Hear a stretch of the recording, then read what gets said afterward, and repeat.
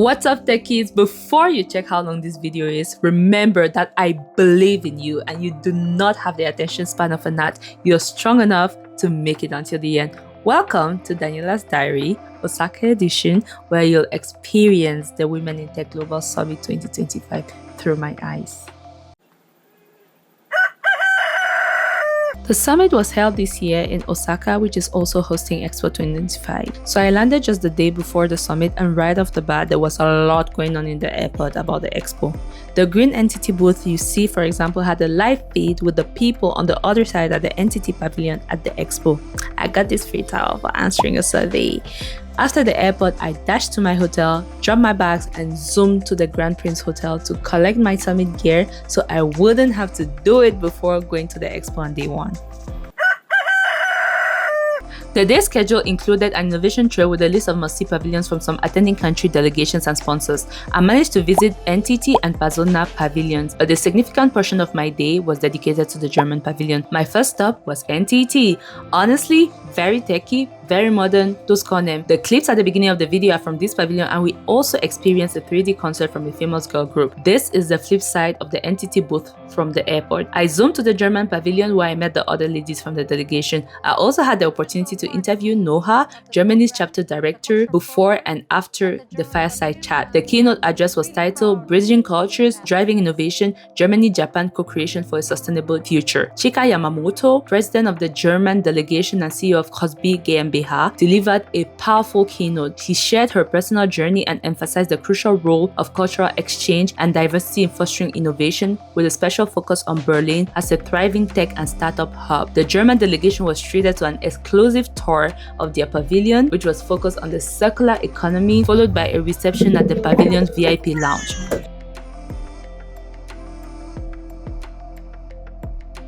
And here's to peace in the whole world and all countries, and to gender parity. From here, we headed straight to the opening and welcome cocktail at the Women in Tech event space at the expo. Finally, all the delegations were under one roof. We were entertained and made a Kampai toast. I finished up the day by visiting the Pazona Natureverse Pavilion, then the Women's Pavilion in collab with Cartier. For this next part, I want to share some standout quotes and facts from some panels. It's a bit of a highlight reel of insight. The panel ball started powerfully with the Global State of Tech Leadership panel, where we discussed the risks, opportunities, and responsibilities we have to ensure AI doesn't reinforce all inequalities, but how we leverage it to build something better. Let me tell you, this was the panel. Seriously, people were quoting it for the rest of the summit. You know that saying, don't meet your heroes? Well, I met one of mine, Elizabeth Moreno. Google me. And she was even more incredible in person. She is the woman she thinks she is. This lady gave us so much substance. I was scribbling down notes like crazy. If I had to pick just one gem from her, it would be this. We desperately need you to dream big, ladies. Don't wait for permission. We need your dreams and your ideas. Let me tell you something. I felt this one in my soul. This panel was also a masterclass in resilience. Dr. Selwa said, get out of your comfort zone. It's never too late to start learning something new. She believes that knowledge transfer, partnerships, and investing in local talent are the keys to innovation. Now, one of my favorite parts of any summit is diving into the data. Show me those numbers. And there were some eye-openers. Did you know that the staggering 65% of women who are offered promotions refuse them? And that 80% of women offered the chance to take over their father's business also declined? Or that women are often willing to accept 40% less pay for the exact same job as men? Now you know. This day had to be one of the most inspiring days of my life. There was a girl up there that I could relate to talking about finance, investment, and impact in Africa. Meet Melanie Keita. Google me. Backlash is not defeat, it's a symbol that the future is negotiating with the past. Saman S. Then it was lunch, aka networking, aka picture time. A few photos with the Germany girlies, then this. Just standing here, the voice in my head went, you can do anything. Another gold star panel for me because I love learning about space tech. Very inspired by Yuko, who has discovered over 500 baby galaxies, and Blair's story about legacy and being a young woman founder in the space economy. Before I move on, I just want to take a few seconds to appreciate the MCs, Naila and Stefan, who were just awesome and found brilliant ways to keep the delegates engaged.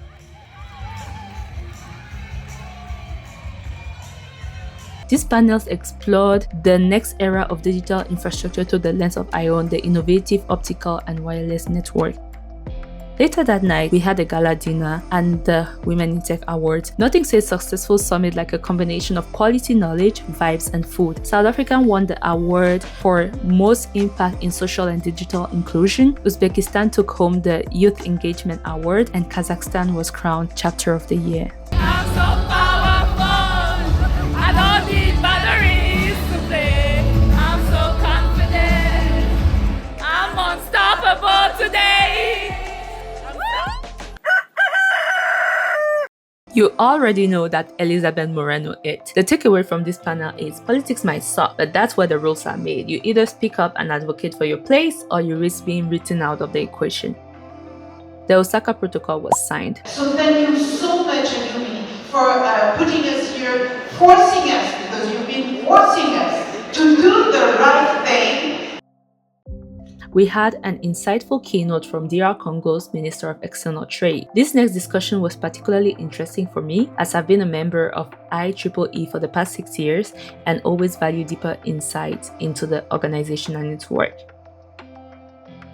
This was the final panel right before lunch. During the break, Shantasha and I delved deeper into the topic, discussing the current state of DEI initiatives in the USA and Germany, or the lack thereof. It was also fascinating to get the perspective of founders in the art space. They largely view AI as a powerful tool and a collaborator, rather than something poised to replace them. As one panelist beautifully put it, AI is a way for us to expand our understanding of the world. There's such a thing as bad intelligence. Bad data equals bad output. Daryl Hammett. I learned so much from every single person on this panel. Very impressed by Sita's work in India, Itumeleng's perspective as CEO of the Johannesburg Stock Exchange, my Nigerian brother, Shogo, who is the VC for some of my absolute favorite African founders, and Helio, who said, we, Africa, get $50 billion in aid but lose $500 billion in DRM each year. It's not financing we need good leadership.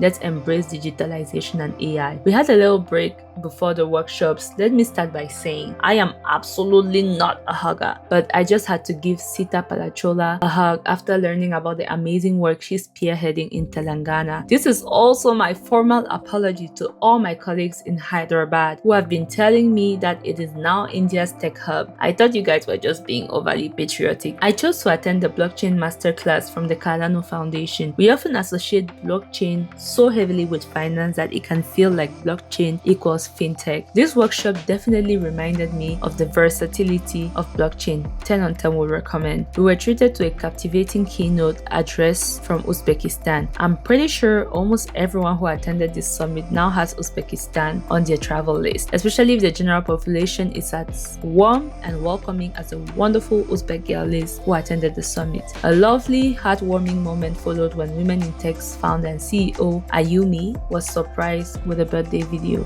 How sweet.